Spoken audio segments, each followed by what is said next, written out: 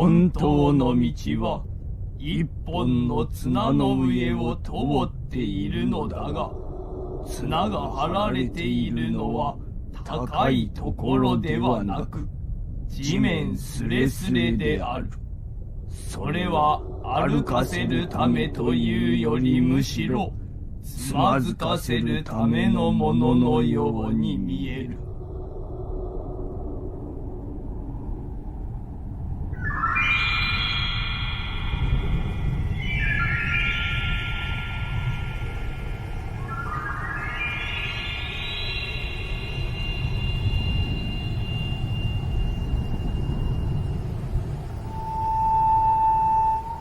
私は困り果てていた。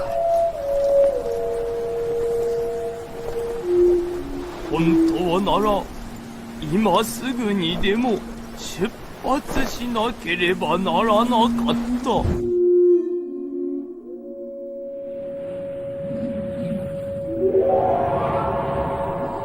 16キロも離れた村で重病患者が私を待っているのだ。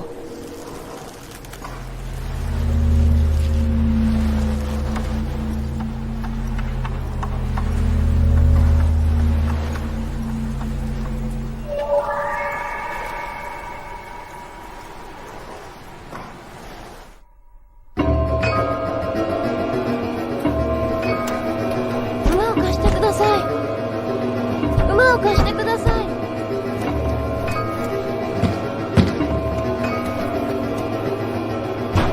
お願いします。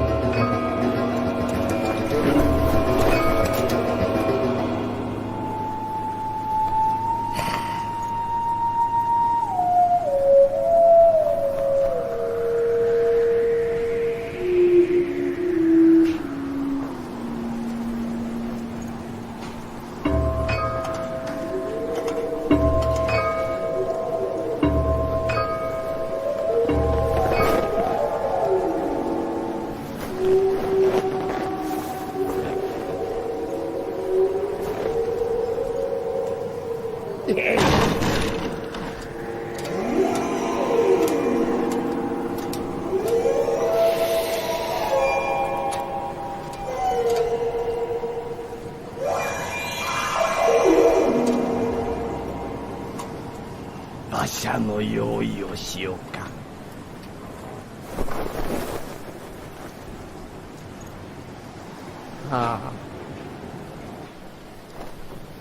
自分の家に何がしまってあるかわからないものですわね。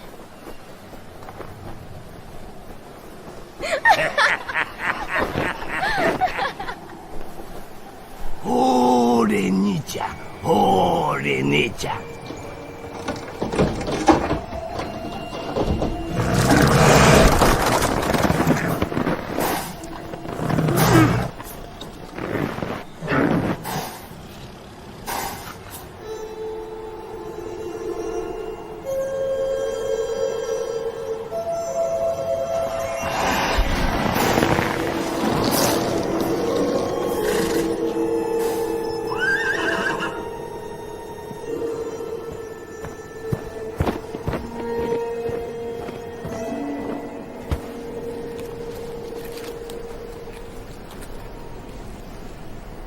手伝ってやりなさい。こ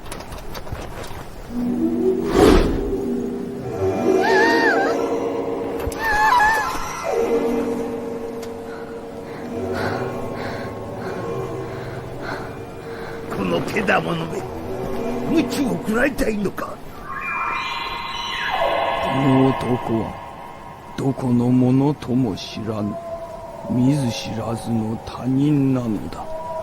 だが誰もが断る中、進んで私を助けてくれた唯一の人間なのだ。さあ乗りな。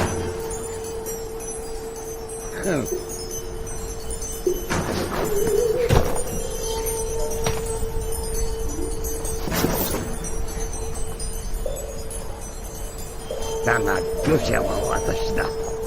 お前は道を知らないからね。もちろん俺は一緒になんか行かねえ。俺はローザといるよ。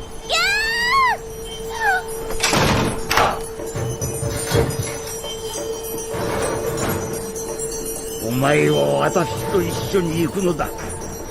もし行かないというのなら切羽詰まってはいるが、この旅は諦めよう。馬の代わりに娘を差し出す気なんぞさらさらないんでな。さあ行け。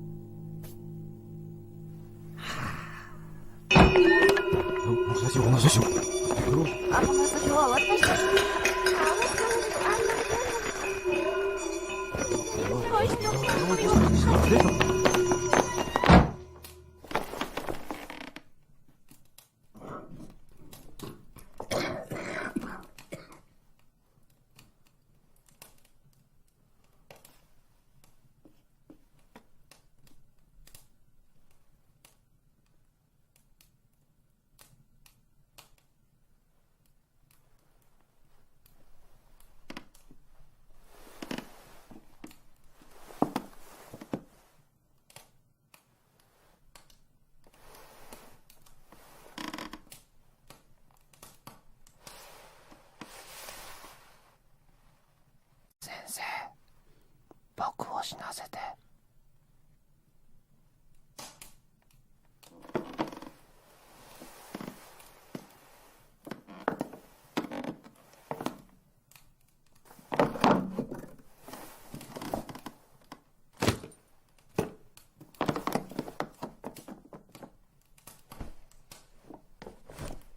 そうさ、こんな時になると神々は救いの手を差し伸べられる。足りない馬をよこされ、急ぎのようだからともう一頭。おまけに余計な孫まで授けてくださる。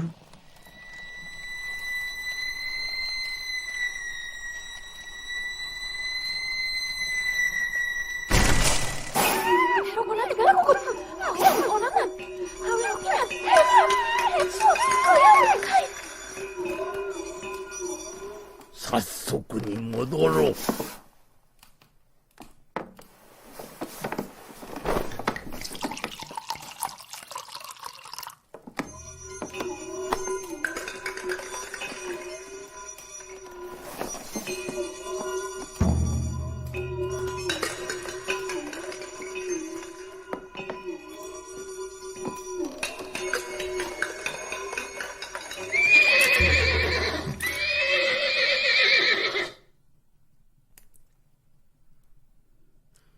やはりそうだ。少年は健康だ。母親の与えたコーヒーの飲みすぎで少々血行が悪くなっているだけだ。本当は一思いにベッドから叩き出すのが一番だ。とはいえ私にはこの世を改善する気なんかない。だから患者はこのまま寝かせておく。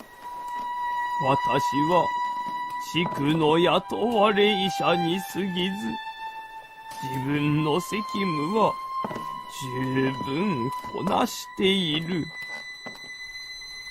給料ときたらひどいもんだが、気前はいいし、貧しい者の味方だ。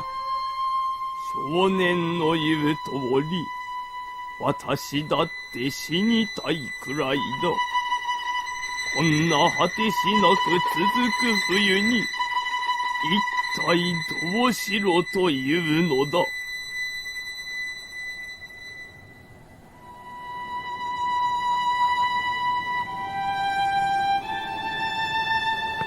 歌小屋にいたのがたまたま馬だったからよかったようなものの、つまりがこうなのさ。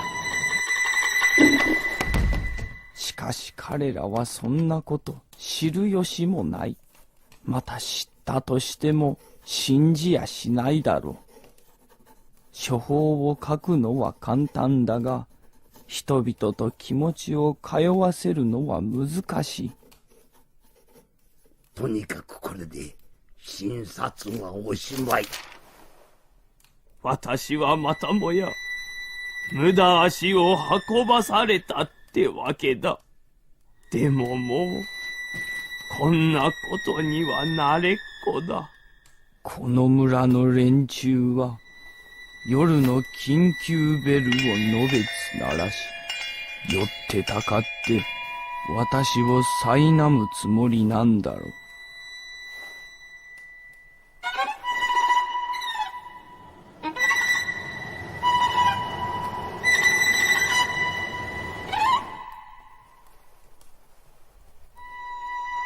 私はあれこれと一時しのぎの言い訳を考える。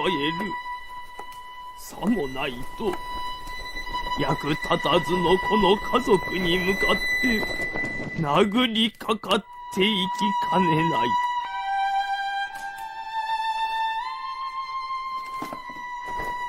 まったくこの連中は私に何を期待しているんだ。ことによると本当に少年は病気かもしれない。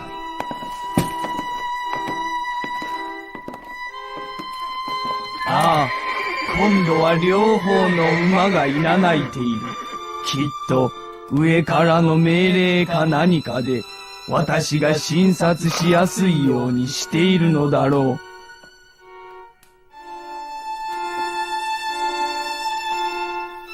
そうだ、少年は確かに病気だ。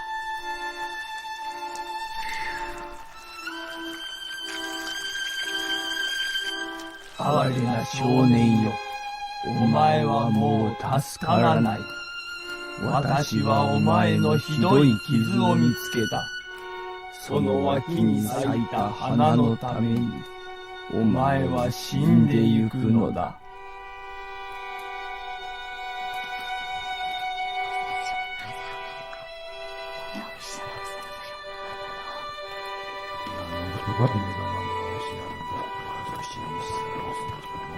僕を助けてくれるの？さあどうぞ、お気に召すまま。私にどうしろというのだ。私は下働きの娘を強奪されたしがない田舎医者なんだ。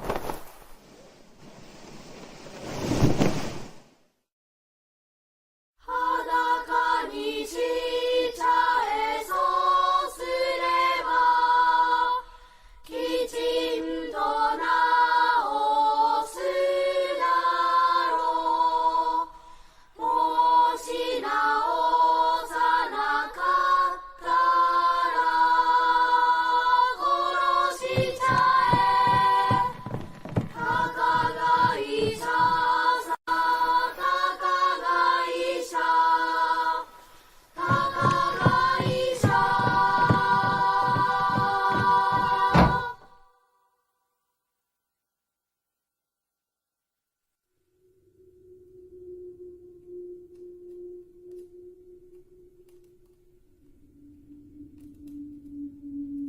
ねえ、僕あんたのことなんて全然信頼しちゃいないんだ。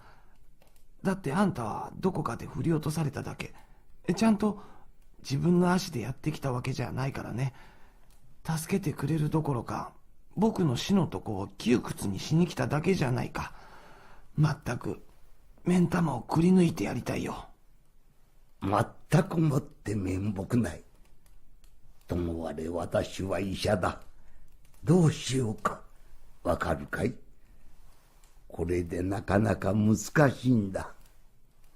そんな言い訳で僕に満足しろって言うのかい？ああ、そうさ。いつだって満足しなきゃならないのさ。素敵な傷を持って僕はこの世に生まれてきた。こいつが僕の唯一の宝物ってわけだ。若い友よ、お前の欠点はな、視野が狭いってことだ。これでも私はあちこちでありとあらゆる患者を見てきた。その私が断言するのだ。お前の傷はそうひどいものじゃない。斧で二度ざくりと切り込まれたのだろう。森の中で脇をさらしちまうやつは結構多い。斧の音など聞いちゃいないし、もちろん斧が近づいてきたことなんてとんと気づかずにな。本当にそうなの？それとも熱に浮かされた僕をごまかそうっていうの？本当さ。この雇われ医者の誓いを携えてあの世の道を行くがよい。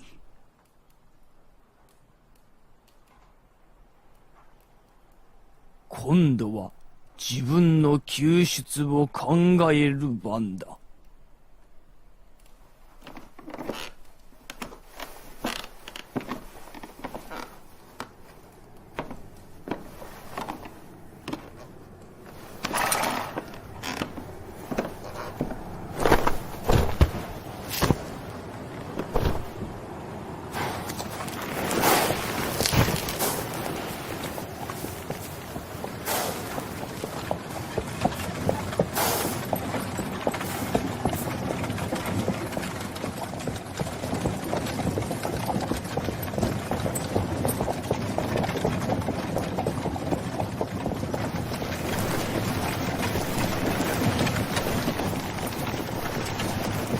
さあ行け。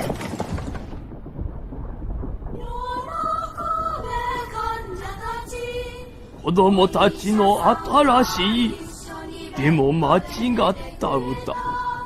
お医者さんは一緒にベッドで寝てくれた。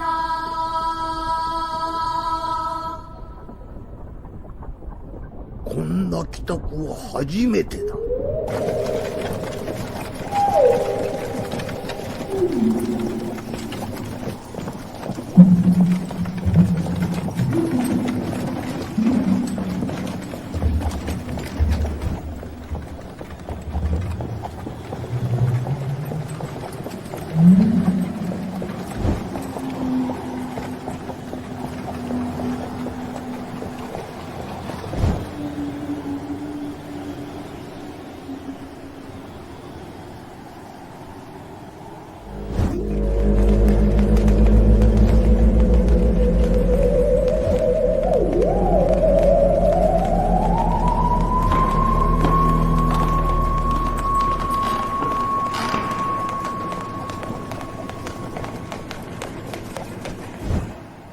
騙された騙された。一度でも真夜中の出任せの呼び出しに応じてみろ。もう取り返しのつかないことになるのだ。